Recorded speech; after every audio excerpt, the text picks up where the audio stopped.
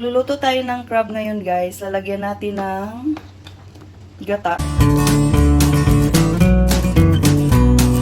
Ayan. So itong ano niya, tiyan, hindi natin to kailangan kaya tatanggalin natin yan isa-isa. Isang kamay na naman ulit dahil ang aking isang kamay. Yan yung mga kabili din tayo ng stand stick. So hindi na tayo mahihirapan. Ayan. So tatanggalin natin yan. Pinipingot ko isa-isa. Ayan.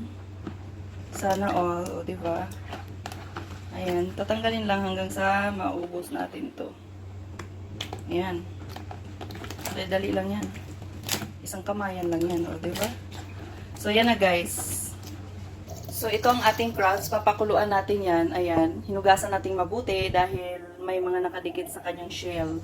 So, ngayon, babanlian lang natin. Mabilis lang natin tong pakuluan. Okay? Tapos, i-drain. Ito na ang kumukulong tubig. Ilalagay na natin ang ating crab. Diba? Tapos pag kumulo na yan guys, ayan, magbabago na yan yung mga kulay niya, magiging red na yan. Ano ba yung tawag niyan? Orange. So yan, pakuluan lang natin yan ha. And then, ayan, hayaan lang natin muna siya hanggang kumulo ng gusto. So ayan guys, pwede na ito. Hindi lang natin masyadong kasi lulutuin pa naman natin. Nabanlian ang mahalaga, nabanlian siya. Ayan, ang ating crab. Pwede na. So, ngayon, i-drain na natin ito. So, ito na ang ating crab. Ayan. So, sa pinaglutuan natin ito, ayan, ang water, oh. So, sa ating pinagpakuluan ito, doon din natin siya igigisa.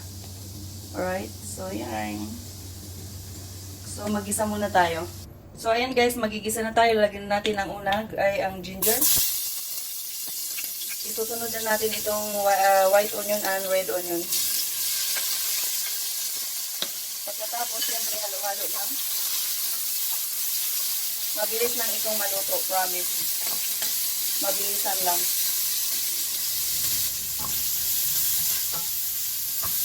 Ayan, pag nababago na yung kulay, pwede na natin yung lagyan ng tomato.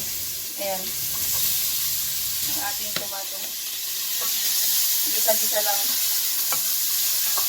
Kailangan isutin mo yan at haluin na siyempre evenly. Ayan, hayaan mo natin yan dyan. So ayan guys, lalagyan natin yung asin ng ating ingredient. Tapos halu-haluin natin yan.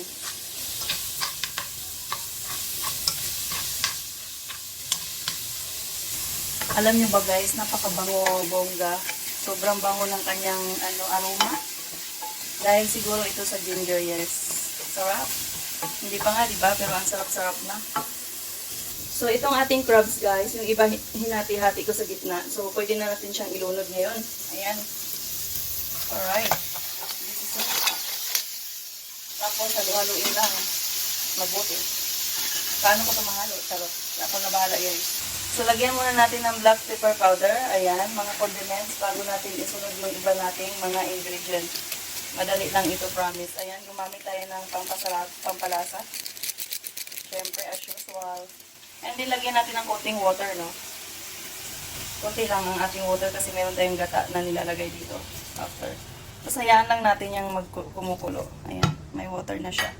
Mamaya natin ilagay yung ating gata pag nakita na natin na kulong-kulo na siya. Takpan natin.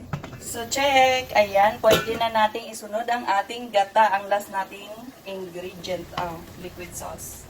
So, ngayon, lalagyan na natin ang ating gata. Ayan. Sigurado ako, guys, na masarap ito.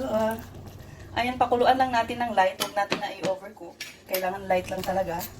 Pag medyo magbubble na siya, pwede na yan.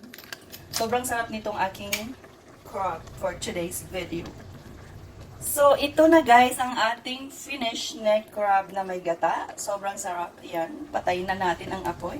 Sana naman nagustuhan nyo ang aking video and see you for my next vlog everyone. Thank you for watching.